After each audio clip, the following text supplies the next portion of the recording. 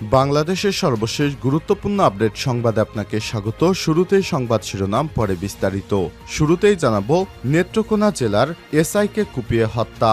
নেত্রকোনা দুর্গাপুরে পুলিশের এক এসআইকে কুপিয়ে হত্যা করেছে দুর্বৃত্তরা। গতরাত 9টার দিকে পৌর শহরের উকিলপাড়া এলাকায় পানমহলের গলিতে এই ঘটনা ঘটে। নিহত শফিকুল ইসলাম ময়মনসিংহে এসআই পদে কর্মরত রয়েছেন। এরপর জানাবো, ঠাকুরগাঁও ইত্যাদি অনুষ্ঠানে ভাঙচুর মারামারি। ঠাকুরগাঁও রানী সংকৈলে আয়োজিত জনপ্রিয় ম্যাগাজিন অনুষ্ঠান ইত্যাদির অনুষ্ঠান স্থল ঘিরে ভাঙচুর ও মারামারির ঘটনা ঘটেছে, যার ভিডিও ছড়িয়ে পড়েছে সামাজিক যোগাযোগ মাধ্যমে। জানাবো, তুরস্ককে বাংলাদেশের যুবশক্তি কাজে লাগানোর আহ্বান প্রধান উপদেষ্টার। তুরস্ককে তাদের প্রযুক্তি বাংলাদেশে নিয়ে আসা, বিনিয়োগ বৃদ্ধি করা এবং কারখানা হস্তান্তর এবং যুবশক্তিকে কাজে লাগানোর আহ্বান জানিয়েছেন প্রধান উপদেষ্টা অধ্যাপক ডক্টর মোহাম্মদ ইউনূস। রাষ্ট্রীয় অতিথি ভবন যমুনায় তুরস্কের বাণিজ্যমন্ত্রী অধ্যাপক ডক্টর ওমর বালাতের নেতৃত্বে একটি প্রতিনিধি দল তার সঙ্গে সাক্ষাৎকার করতে এলে এই আহ্বান জানান ডক্টর মোহাম্মদ ইউনূস। এদিকে আওয়ামী লীগের কাউন্সিলর টিপু হত্যার ঘটনায় আওয়ামী লীগ নেতা আটক, উধাও সঙ্গে থাকা তরুণী। কক্সবাজারের সমুদ্র সৈকতে খুলনা স্বেচ্ছাসেবক লীগ নেতা ও সিটি কর্পোরেশনের 4 নং ওয়ার্ডের সাবেক কাউন্সিলর গোলাম রাব্বানী টিপু হত্যার ঘটনায় একজনকে আটক করেছে র্যাব। আটক শেখ হাসান ইফতেখার ওরফে চালু খুলনার 16 নং ওয়ার্ডের সাবেক কাউন্সিলর। তিনি ওই ওয়ার্ড আওয়ামী লীগের সাধারণ সম্পাদক। এদিকে সাড়া ফেলছে স্বৈরাচারী অঞ্জনা। মনির খান বললেন, শ্রোতাদের ভালোবাসার ফসল।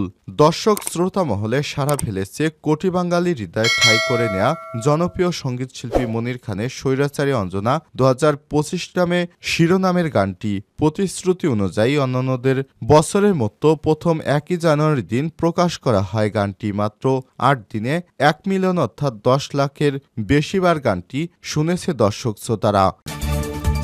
এবং সর্বশেষ জানাবো, যুক্তরাষ্ট্রের লস অ্যাঞ্জেলেসে দাবানল। আগুনে পড়ল $50 বিলিয়ন সম্পদ, চলছে লুটপাট। ইতিহাসের সবচেয়ে ভয়ানক দাবানলে পড়ছে যুক্তরাষ্ট্রের ক্যালিফোর্নিয়া অঙ্গরাজ্যের লস অ্যাঞ্জেলেস শহর। দাবানলে এখন পর্যন্ত 5 জনের মৃত্যুর খবর পাওয়া গেছে। আগুনে পুড়ে মাটির সঙ্গে মিশে যাচ্ছে রাস্তার পাশে দাঁড়িয়ে থাকা বহুমূল্যের ঘরবাড়ি। এরই মধ্যে $50 বিলিয়ন সম্পদের ক্ষতি হয়েছে বলে জানিয়েছে রয়টার্স। ফায়ার সার্ভিস জানিয়েছে 6টি আলাদা দাবানল ছড়িয়ে পড়েছে এলাকায়। এদের মধ্যে 3টি নিয়ন্ত্রণের পুরোপুরি বাইরে চলে গেছে। প্রাণে বাঁচতে লস অ্যাঞ্জেলের 1,79,000 বেশি বাসিন্দাকে নিরাপদে সরিয়ে নিয়ে যেতে বলা হয়েছে। বিভিন্ন এলাকায় গড়ে তোলা হয়েছে আশ্রয় কেন্দ্র। তবে এখানে ব্যাপক হারে চলছে লুটপাট। প্রিয় দর্শক, এতক্ষণ শুনছিলেন সংবাদ শিরোনাম, এবারে বিস্তারিত। তবে তার আগে বন্ধুরা, অনুরোধ থাকবে এই সংবাদটিতে একটি লাইক দিন। এই চ্যানেলে আপনি নতুন হয়ে থাকলে আমাদের সংবাদটি দেখতে দেখতে চ্যানেলটি সাবস্ক্রাইব করে রাখুন। কমেন্ট করে আপনার মূল্যবান মতামত জানিয়ে দিন আপনি বিশ্বের কোন দেশ থেকে বা বাংলাদেশের কোন স্থান থেকে আমাদের সংবাদটি দেখছেন এবং শুনছেন। এবারে বিস্তারিত। নেত্রকোনা পুলিশের এসআইকে কুপিয়ে হত্যা। নেত্রকোনা দুর্গাপুরে পুলিশের এক এসআইকে কুপিয়ে হত্যা করেছে দুর্বৃত্তরা। বৃহস্পতিবার 9 জানুয়ারি সন্ধ্যায় পৌর শহরের উকিলপাড়া এলাকায় পানমহলের গলিতে ঘটনা ঘটে। নিহত শফিকুল ইসলাম জামালপুর পুলিশ লাইন্সের বেতার বিভাগের উপপরিদর্শক হিসেবে কর্মরত ছিলেন। পারিবারিক বিরোধের জেরে হত্যাকাণ্ডের ঘটনা বলে ধারণা করছে পুলিশ। স্থানীয় পরিবারের সদস্যরা জানায়, সন্ধ্যায় বাজার করতে বাসা থেকে বের হন শফিকুল। এ সময় পানমহল রোড এলাকায় 3 থেকে 4 জন দুর্বৃত্ত দেশীয় অস্ত্র দিয়ে তার উপর হামলা চালায়। এতে তার বাঁ পায়ের গোড়ালি বিচ্ছিন্ন হওয়ার পাশাপাশি হাত, বুক, ঘাস ও শরীরের বিভিন্ন স্থানে গুরুতর জখম হয়। এ সময় তার চিৎকারে স্থানীয়রা এগিয়ে এলে হামলাকারীরা পালিয়ে যায়। পরে স্থানীয়রা তাকে উদ্ধার করে উপজেলা স্বাস্থ্য কমপ্লেক্সে নিয়ে যায়। চিকিৎসক প্রাথমিক চিকিৎসা শেষে উন্নত চিকিৎসার জন্য ময়মনসিংহ মেডিকেল কলেজ ঢামেক হাসপাতালে পাঠিয়ে দেন। সেখানে চিকিৎসাধীন অবস্থায় রাতেই তার মৃত্যু হয়েছে। দুর্গাপুর থানার ওসি বাসু মিয়া জানান, ছুটিতে নিজ গ্রামের বাড়ি দুর্গাপুরে আসেন শফিকুল ইসলাম। বৃহস্পতিবার সন্ধ্যায় বাজার করার উদ্দেশ্যে বাড়ি থেকে বের হন তিনি। পথে কয়েকজন দুর্বৃত্ত দেশীয় অস্ত্র দিয়ে তাকে এলোপাতাড়ি কুপিয়ে পালিয়ে যায়। গুরুতর আহত অবস্থায় তাকে স্থানীয় হাসপাতালে নেওয়া হয়। এ অবস্থার অবনতি হলে ময়মনসিংহ মেডিকেল কলেজে নেওয়া হলে সেখানে চিকিৎসাধীন অবস্থায় মারা যান শফিকুল। দুর্গাপুর স্বাস্থ্য কমপ্লেক্সের চিকিৎসক ডাক্তার ফারানা জানান, ধারালো অস্ত্রের আঘাতে শফিকুলের ডান হাতের গোড়ালি বিচ্ছিন্ন হয়ে প্রচুর রক্তক্ষরণ হয়। এছাড়াও তার শরীরের বিভিন্ন স্থানে অসংখ্য জখমের চিহ্ন রয়েছে।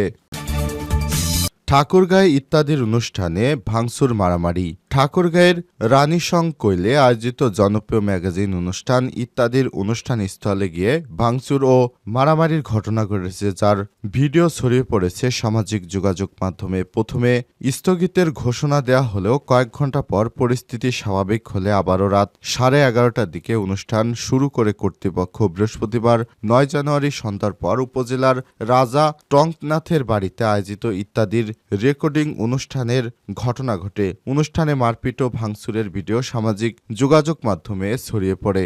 অনুষ্ঠান স্থগিতের আগ মুহূর্তে ইত্যাদির পরিচালক হানিফ সংকেত জানান, অনেক চেষ্টা করেও আপনাদের শান্ত করতে পারলাম না। আপনাদের জন্য একটি সুন্দর আয়োজন করতে চেয়েছিলাম, তবে সেটা আর সম্ভব হলো না। প্রত্যক্ষদর্শীরা জানায়, ঠাকুরগাঁও জেলা জুড়ে প্রায় 2000 প্রবেশ পাশের ব্যবস্থা করেছিল ইত্যাদি কর্তৃপক্ষ। তবে অনুষ্ঠানে প্রায় লাখখানেক মানুষের সমাগম হয়। এক পর্যায়ে চেয়ারে বসাকে কেন্দ্র করে বিশৃঙ্খলা সৃষ্টি হলে ভাঙচুর ও মারামারির ঘটনা ঘটে। অনুষ্ঠান কর্তৃপক্ষ একাধিকবার পরিস্থিতি শান্ত করার চেষ্টা করেও ব্যর্থ হয়। উপায় না পেয়ে অনুষ্ঠানের মাঝপথে স্থগিত করে কর্তৃপক্ষ। তবে এমন পরিস্থিতির জন্য অনুষ্ঠানে উপস্থিত দর্শনার্থীরা কর্তৃপক্ষের অব্যবস্থাপনাকেই দায়ী করেছে। রানীশলকই থানার ওসি আরশাদুল হক জানান, যেখানে মারামারি হয়নি, তবে কিছু দুষ্টু ছেলে চেয়ার ছুড়োছুড়ি করেছে, এতে কেউ আহত হয়নি। এ বিষয়ে কথা বলতে রানীকৈল উপজেলা নির্বাহী কর্মকর্তা ইউএনও রাকিবুল হাসানকে একাধিকবার ফোন করলে তিনি ফোন রিসিভ করেননি।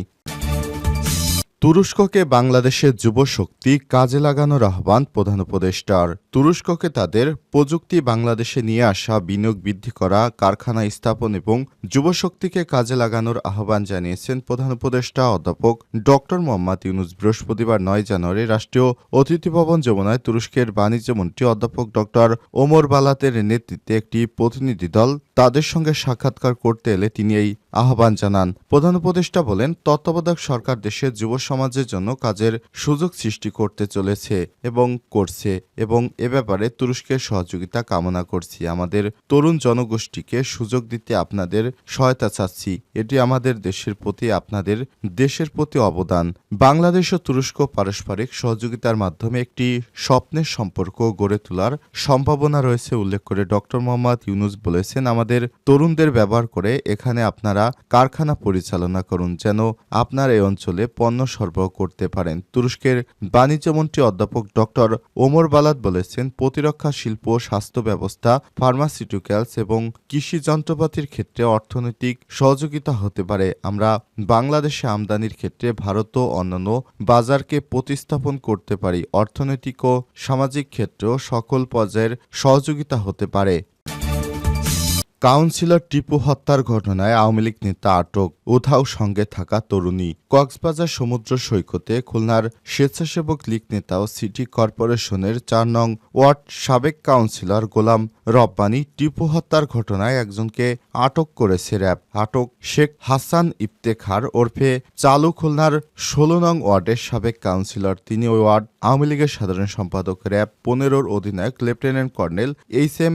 সাজ্জাদ হোসেন জানান, বৃহস্পতিবার 9 জানুয়ারি রাত 12টার পর কক্সবাজার শহরের কলাতলী সড়কের হোটেল গোল্ডেন হিল থেকে ইফতেখারকে আটক করা হয়। তাকে জিজ্ঞাসাবাদ করা হচ্ছে বলে জানিয়ে র্যাব জানায়, ইফতেখার সহ নিহত গোলাম রাব্বানী টিপু বৃহস্পতিবার 9 জানুয়ারি সকালে কক্সবাজারে আসেন এবং হোটেল গোল্ডেন হিলের অতিথি লিপিবদ্ধ বই ও দেখা গেছে আটক ইফতেখার ও নিহত গোলাম রাব্বানী কোম্পানি টিপুর সঙ্গে রুমি ২৭ নামে এক নারীও সকাল ৭টায় হোটেলে ওঠেন। রুমি নামের ওই নারী পলাতক বলে জানান র্যাব ১৫-এর অধিনায়ক সাজ্জাদ হোসেন। র্যাব আরও জানান, আমাদের হাতে আসা হোটেলটির অভ্যর্থনা কক্ষের একটি সিসিটিভি ফুটেজে দেখা গেছে বৃহস্পতিবার সন্ধ্যা ৬টা ৩১ ওই নারীসহ নিহত কাউন্সিলর টিপু হোটেল থেকে বেরিয়ে যান। এরপর রাত ৮টা ২০ কক্সবাজার সমুদ্র সৈকত সংলগ্ন হোটেল সি গালের সামনে ফুটপাতে দুর্বৃত্তদের গুলিতে নিহত হন টিপু।